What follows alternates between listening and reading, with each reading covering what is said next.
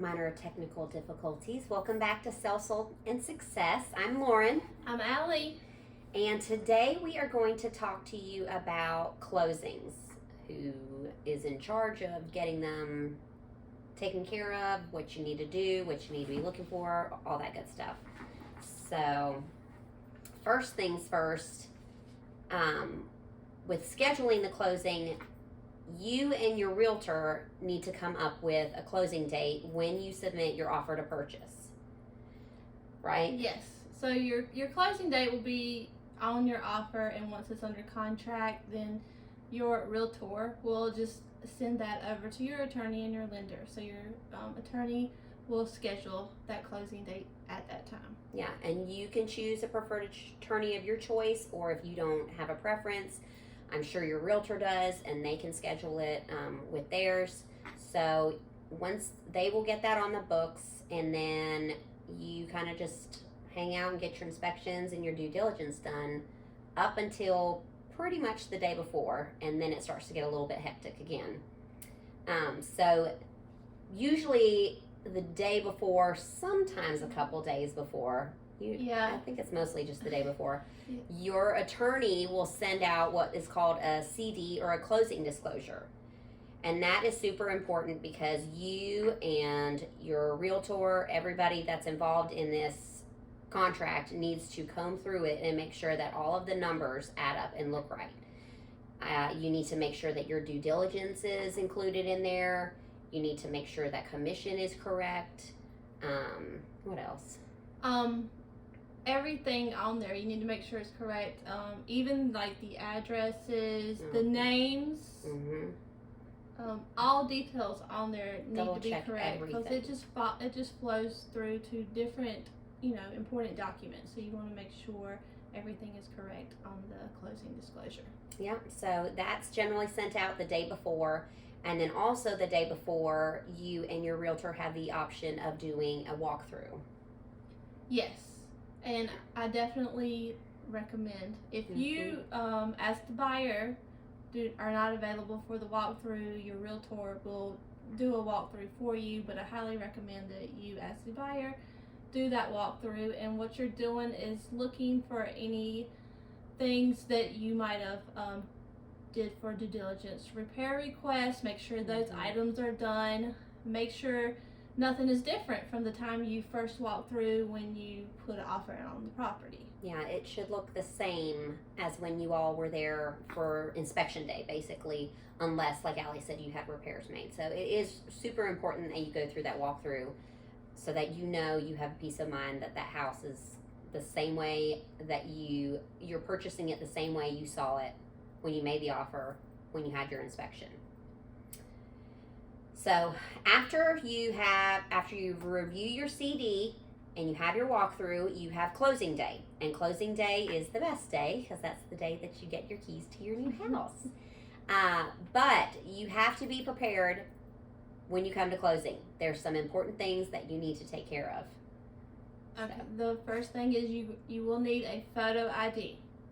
So you will need a driver's license or a state ID, and if you don't have neither one of those, a unexpired passport will work in its place. Yep. And you also are going to be responsible for the money that you have agreed to pay as a down payment for your loan or whatever cash you need to close on your purchase. So if that's wiring, you should have received wiring instructions prior to coming there. If you haven't, then that's one of the things you need to look for when you review your CD, is your wiring instructions to send to the attorney, and then make sure that you have your certified check if you bring cash. And side note, wiring, make sure you communicate directly with the attorney on that. I try and stay out of it. Yeah. I have my clients call the attorney directly, get the instructions from them, because wire fraud is a real thing. We have you sign a disclosure about your understanding of how serious an issue wire fraud is, because it's a very real issue. And it's also in the contract too. Yeah. So we are not involved in the wiring at all. We don't know anything about that process unless you've wired money. I personally have not.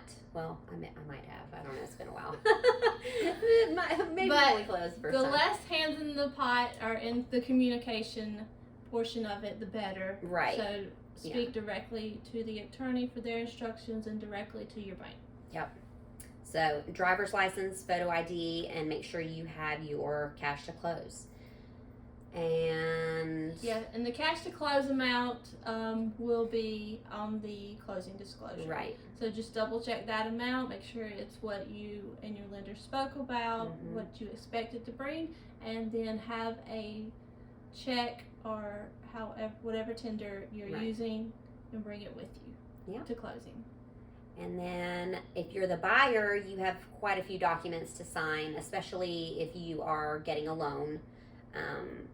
That's mostly paperwork for your lender, minus the deed and the closing disclosure. But pretty much all the other paperwork is going to be for your lender. If you're a seller, you really don't have much to sign at all. So it's easy breezy, quick and easy. And sometimes as a seller, you can sign the documents beforehand. Yes. Yeah, so that's nice.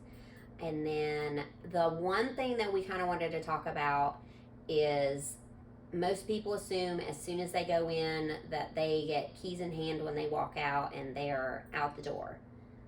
Okay, that's for the buyer. So with the buyer, you don't get your keys until the deed is recorded, and usually that takes up to 3 hours after everyone signs. So that means the seller and the buyer sign, both parties. Right. So it's great if the seller has already gone in and signed previously, because once the buyer signed, then, usually it's like 30 minutes to an hour or so. Depending on how late it is in the day, too, can affect. So I like to schedule closings in the morning, if possible, because you know for sure that deed is going to be recorded. Otherwise, sometimes it's not until the next business day. So you're not supposed to get your keys until that deed has been recorded. So, and that goes along with the seller, too. Don't expect when you go sign, if you do go to the attorney's office that day, you're not going to get your funds immediately.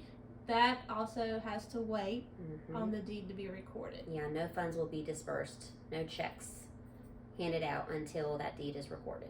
So that's pretty much the bare bones of a closing, but we thought it was important to discuss with you all so you know what to expect and just kind of have a little run through in your mind of what will happen when you are coming up on closing day. So we hope you find this podcast helpful. Awesome. Now, do you have any closing stories? Oh, closing stories. I do. I have several, so I'll choose one. The best one.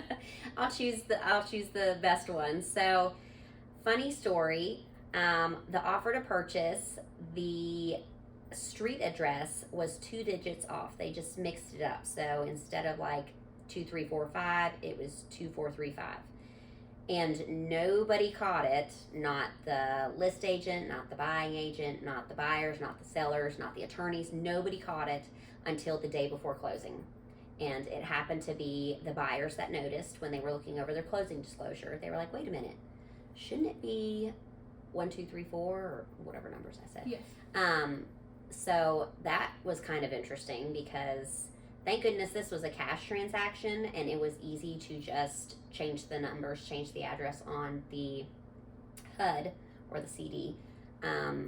But yeah, if it had been with a lender, it would have been a lot trickier. So definitely important to make sure that you look over everything. Make sure that the property address is correct. Make sure that your names are spelled correctly. I've had another client whose name was misspelled on all the documents and they had to go back and reprint them so that they could sign them all. So yeah. Yeah, and that's on anything. Like I've had the inspection report have the incorrect address, and it actually we got it fixed fairly quickly, so that was no big deal. But just things to look at that you don't think about.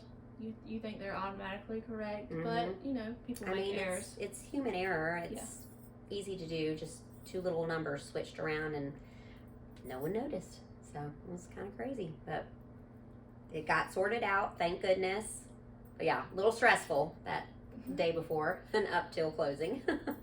So my stories, I've had a couple of issues with bringing your ID to closing. I've had one gentleman having to go back home to get his ID.